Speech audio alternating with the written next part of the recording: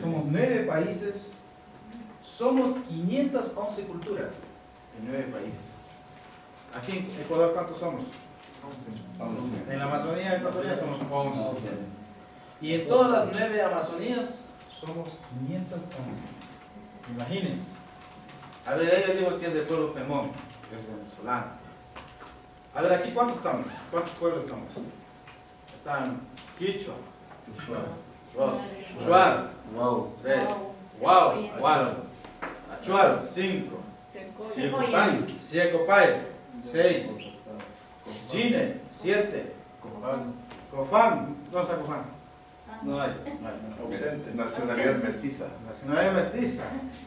Cuidado. Nacionalidad Puchico. ¿Cuál es el objetivo de hacer vocería en esos espacios? Primero, ¿cuál es para nosotros, para los pueblos indígenas? La territorialidad. Dentro de nuestro territorio podemos implementar la educación bilingüe, intercultural bilingüe. Dentro de nuestro territorio podemos fomentar e implementar la salud. Dentro de nuestro territorio podemos implementar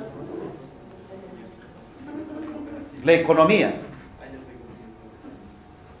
fortalecimiento económico. Porque, hermanos, si no defendemos los territorios como pueblos indígenas, entonces prácticamente seríamos pueblos en peligro de extinción, porque los pueblos indígenas sin nuestro territorio no significamos nada para salvar el mundo. Pero para salvar el mundo hay que salvar la Amazonía. ¿Por qué hay que salvar la Amazonía? Porque es el corazón y el pulmón del mundo. Entonces, eran esas cositas simples parecen, pero son muy importantes. Pero vamos a hablar sobre un poquito la teoría, qué es la consulta, qué son los derechos, un poco intercambiando ideas, todo esto en un marco de amistad. Entonces, bueno, yo quiero hacer ahorita un pequeño ejercicio antes de hablar de lo que son los derechos teóricamente.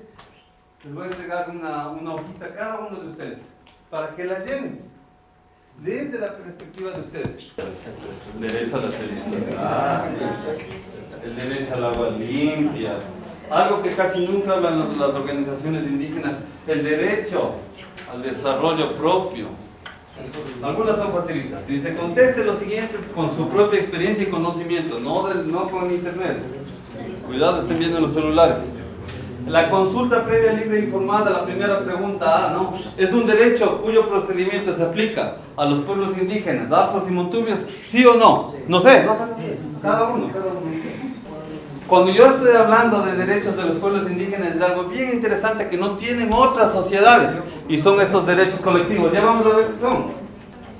B. Los derechos colectivos son los derechos cuyo sujeto no es un individuo. ¿Esos son los derechos colectivos? ¿De acuerdo o no? ¿Sí o no? ¿Verdadero o falso? La Constitución del Ecuador reconoce la consulta previa, libre e informada como un mecanismo que se debe aplicar cuando los derechos territoriales, ojo, ahí está, derechos territoriales, ¿qué son? Yo no tengo derechos territoriales. ¿Quién tiene derechos territoriales? Pueblos indígenas. Estos han sido derechos colectivos. Ya les estoy dando un poco el apoyo, ¿no? De su propia experiencia en sus comunidades o territorios, ¿se han realizado procedimientos de consulta previa, libre e informada? No. ¿Usted ha participado o no? Listo. No. Ahora, ahí sí contestaron usted. Si es que ha habido en su comunidad, explíqueme cuál ha sido este procedimiento. Se ha hecho para petróleo, se ha hecho para minería, se ha hecho para hacer una represa hidroeléctrica, se ha hecho para implementar alguna medida administrativa. Porque la consulta no solamente es cuando entran las industrias, también cuando el gobierno o los gobiernos locales van a imponer una nueva medida administrativa. Quizá un sistema de educación, por ejemplo, que va en contra de los principios de los pueblos indígenas. Puede ser. La E, si en su comunidad existe alguna actividad, indíqueme. ¡Ay! Petróleo, hay minería. ¿Qué hay? Póngale, ¿sí o no? F, al otro lado, verán que todavía hay más preguntas. Mirarán la hoja. ¿Quién debe realizar la consulta previa libre e informada? Según usted. El Estado, la compañía, las universidades, no sé. Usted ponga. Vamos a ver, vamos a ir desarrollando después. La G, si su comunidad ha sido afectada y hay una clara violación al principio y al derecho de la consulta previa libre e informada, ¿sabe usted cómo hacer una denuncia y un procedimiento? Y por último, ¿cree usted que necesita información para saber sobre estos procedimientos? ¿Necesita información sobre estos derechos y procedimientos para denunciar si es que han sido violados sus derechos? Recordar, aprender quizá, ojalá, sobre qué son los derechos y qué es la consulta previa libre e informada para los. Les vuelvo a repetir, mi nombre es Pablo, ¿ya? Y he trabajado algunos años, sobre todo en la Amazonía Norte. Desde hace 10 años más o menos tuve también la oportunidad de trabajar en esta fundación que se llama EO. Esta es una fundación también, parecido también al modelo que tienen las organizaciones indígenas, es decir, también esta fundación en los Estados Unidos busca fondos para poder hacer estos pequeños encuentros con las organizaciones indígenas y fortalecer el conocimiento de los derechos de los pueblos indígenas, ¿no? En ese caminar hemos hecho algunos documentos, algunas publicaciones. Nosotros les llamamos estándares. Uno de los estándares les voy a presentar en la tarde, que tiene que ver cómo desde las organizaciones indígenas uno puede ir midiendo la aplicación efectiva de la consulta previa libre e informada con base a una lista de chequeo. Es decir, usted a la empresa, si es que están en su territorio, usted al gobierno, si está en su territorio, le puede ir midiendo. A ver, ¿en verdad hicieron la consulta previa? ¿Lo hicieron anticipada? ¿Respetaron el modelo de gobernanza de los pueblos indígenas? ¿Lo hicieron a tiempo? ¿Lo hicieron en nuestro idioma? ¿Participaron las mujeres, etcétera? Entonces usted va poniendo una lista, ¿no? Y como decía Tuntia, ya no hacemos talleres, sino hacemos una minga de conocimiento. Porque esto de los talleres también es un concepto un poco medio colonialista. Es que viene el man de afuera y te dice bla bla bla bla bla bla bla bla. Sí, a mí al menos las partes técnicas de los abogados yo no conozco. Cuando me dicen eso yo ni entiendo.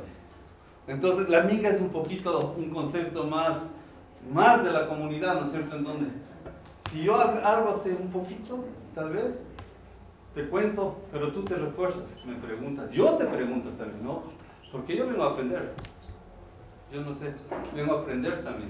Por eso yo les decía, cuando estamos en esto es un ir y venir de ideas, ¿no? Yo no vengo aquí a enseñar, vengo a compartir. Si algo sé, y vengo a aprender. La domesticación de la yuca demoró miles de años. Y fueron los indígenas que pusieron sus vidas para domesticarlo, porque primero probaron uno que es venenoso, ¡pum! Murió.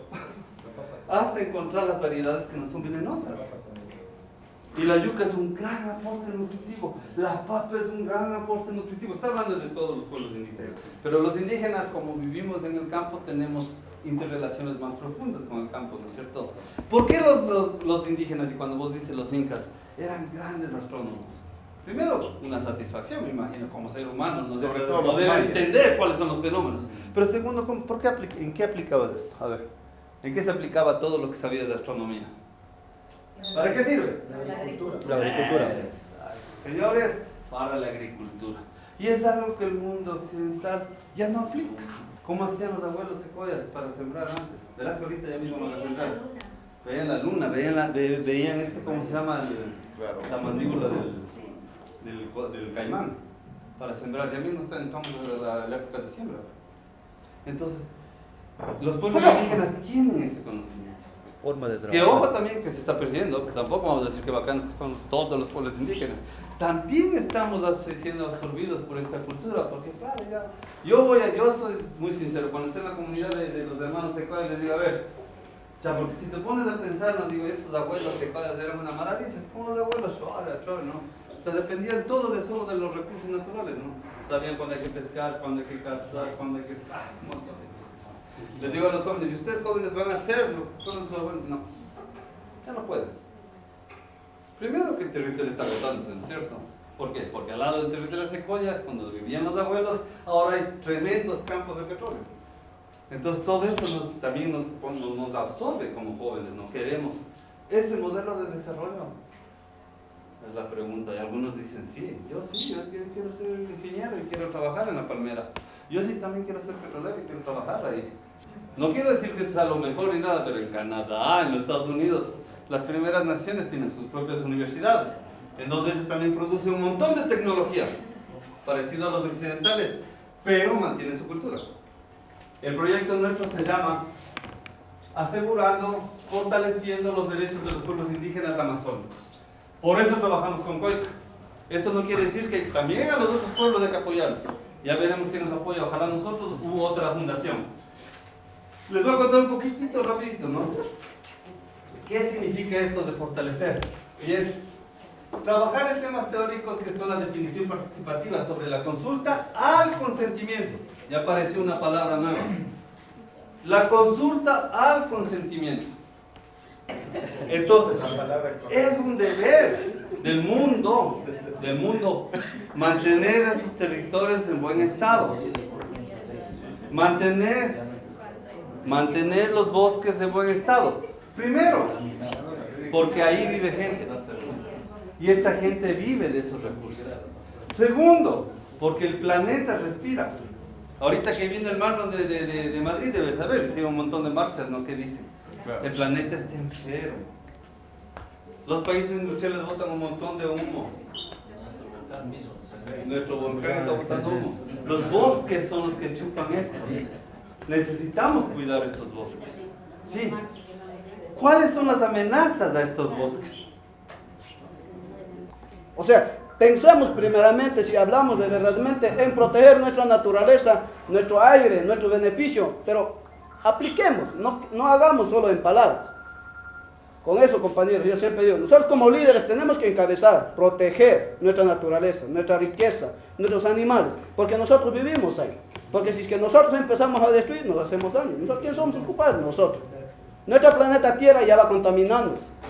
Con eso, compañeros, yo creo que la única opción de nosotros es defender la selva, defender nuestra Amazonía, porque única provincia que vemos hoy es Morona Santiago, que tiene la riqueza petrolera. Eso hay que defender, compañeros. Ojo, que ahora sí el mundo, de alguna manera, sí está reconociendo que la presencia de los territorios indígenas son un gran motor de conservación de los bosques. Está clarísimo. Y en donde los estados de cada país han invertido cero. Porque realmente nosotros las mujeres también hay que tomar en cuenta el tema de género, porque también nosotros las mujeres hemos sido las guardianas y somos nosotros quienes hemos cuidado nuestra selva, como por ejemplo en la huerta hemos sido las que la planta medicinal hemos utilizado en las enfermedades cuando han estado, hemos estado en los conflictos también con nuestra medicina, hemos estado apoyando a los compañeros. El objetivo de acá, no solamente de los Shuar, sino de todos los pueblos y nacionalidades, nuestro objetivo que es defensa al territorio, defensa a la vida, defensa a la selva, al agua, eso es. El sabor de vainilla sin petróleo, yo no sabía. Ya no quiero comer helado de vainilla, a menos que sea vainilla manejada en palora, cosas así, eso sí me como yo. Preservantes. Pero ¿cómo me doy cuenta que es hecho en palora? Cuando tienes una certificación. La trazabilidad del La producto. trazabilidad del producto.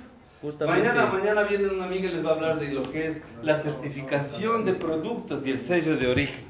No, tranquilo, ya hablamos. Y hablamos de eso. Es algo bien interesante, lamentablemente. O sea, yo no quisiera hablar de estos temas, ¿no? Porque ya yo soy indio y no quiero nada. Chuta, pero sí consumo. Sí. Entonces quiero exigir calidad.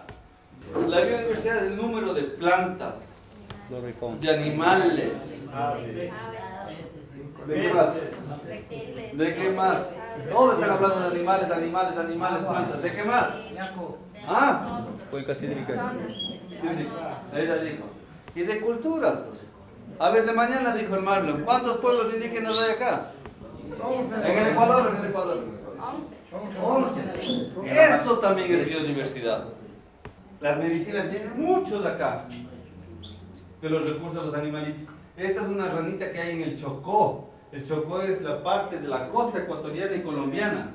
¿ya? Y los pueblos indígenas de ahí sacan un veneno, como hacen los guau, con la sí, coges, le mojas al sapito la piel, con una, ¿cómo se llama? Una flecha, exacto.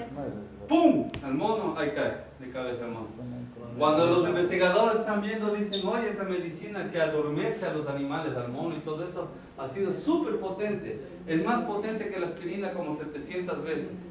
Entonces están trabajando en aislar eso para hacer una pastilla que no te duela nada.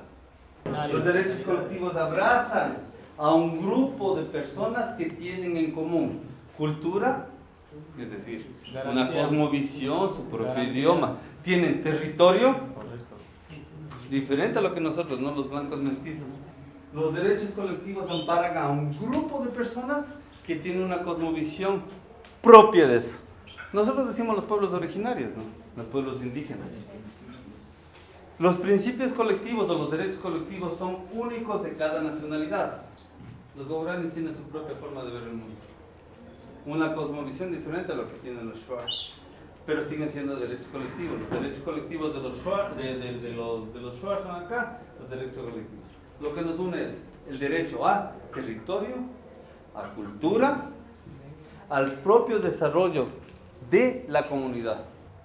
Uno de los grandes derechos que tienen los pueblos indígenas y dentro de los derechos colectivos es el derecho a la consulta y al consentimiento previo, libre e informado, que no lo tiene ningún otro grupo humano.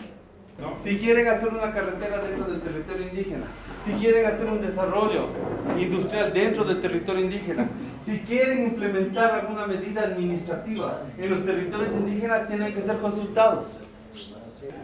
La consulta es una estructura compleja en donde el Estado, que es el garante de hacer esto, de cumplir con estos derechos, tiene que agotar todas las instancias para que ustedes tengan un cuerpo de conocimiento que diga ¿acepto o no acepto?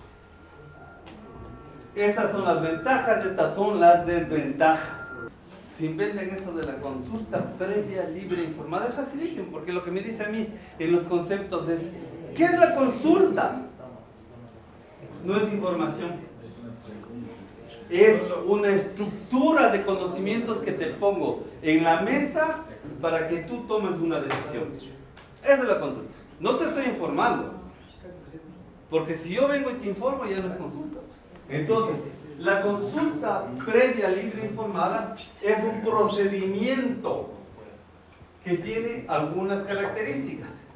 Cuando yo digo la consulta previa, ¿qué significa? Previa, ¿qué significa? Antes. Entonces, mira, la consulta también tiene, el procedimiento de consulta previa, libre e informada tiene unos pasos que hay que cumplir. No voy a venir a preguntarte después de que entró la empresa, o de que entró el proyecto, o de que entró un proceso administrativo del gobierno. Tengo que contar antes, tiene que ser previo. Es un derecho fundamental que tienen los pueblos indígenas y los demás grupos étnicos cuando se toman medidas legislativas, administrativas, o cuando se vayan a realizar proyectos, obras, actividades dentro de sus territorios, buscando de esta manera proteger la integridad cultural, su vida social y económica, y garantizar el derecho a la participación. No es un requisito de trámite, no es una formalidad, no es un entendimiento con las comunidades, no es simplemente una socialización de un proyecto, y no es la inversión social. Esto es bien importante, esta parte de acá. Cuando a ustedes les hacen la consulta, está libre de cualquier compromiso. Bueno, como en toda comunidad hay necesidad, la gente quiere trabajar, la gente necesita un trabajo. Y todos dicen, bueno, la hidroeléctrica viene a darnos ese trabajo, nos va a venir a solucionar la vida. En ese entonces había un presidente que todas las comunidades no le creían, me parece que había una gran debilidad en esa época. Y ni siquiera había esa época, no querían ni cambiar de presidente, estaba muy mal. Es cuando nosotros, con algunas personas dirigentes, cambiamos, me ponen a mí al frente de la presidencia y empiezo a hacer yo ya una convocatoria. Vinieron inmediatamente a la hidroeléctrica donde a mí me presentaron todo el proyecto Y yo les dije, este proyecto no se va a hacer. Lamentablemente este proyecto va a afectar a todo Santa Clara, es un río que no hay en ningún lado. Ustedes ven las fotografías, por eso yo también quería que vean ustedes de qué río hablo. Si ustedes ven desde arriba se ve hasta al fondo del agua y son unos 3 metros de altura, o sea, se ve transparente todo el río es muy limpio. Entonces me explicaron y yo les dije, no se va a hacer. ¿Cuánto caudal bajo? Me dijeron en esa época 70%. Después me dijeron el 90%, o sea, iban a dejar un 10% de caudal ecológico. Es decir, un riachuelo prácticamente, de lo que es un río de unos 11 metros cúbicos por segundo. Eso quiere decir más o menos unos, abajo, cerca de la universidad o cerca de la vía, ya tiene un ancho de unos 30, 50 metros y una profundidad de unos 3 metros. Te dejaba prácticamente un riachuelo. Entonces yo les dije, no se va a hacer. Es cuando ahí ya empiezan a atacarme y yo empiezo a formar. Bueno, digamos, nosotros como organización empezamos a formar no solamente asamblea de las comunidades. Claro que la primera me sirvió es cuando nosotros en la dirigencia y haciendo ejercicio de los derechos colectivos, del derecho a la autodeterminación, que es muy importante, es hacer a las asambleas y tomar resoluciones. En esa resolución consigo a todos los presidentes apoyar a que esta hidroeléctrica no entre. Uno de esos bloques pronunció a bloque 22, netamente donde que nosotros estuvimos perteneciendo como nacionalidad orali de Pastaza, y nosotros sentíamos en este momento que a nosotros nunca nos consultó, y igual declaró que ya fue consultada a nuestro pueblo y eso no era así.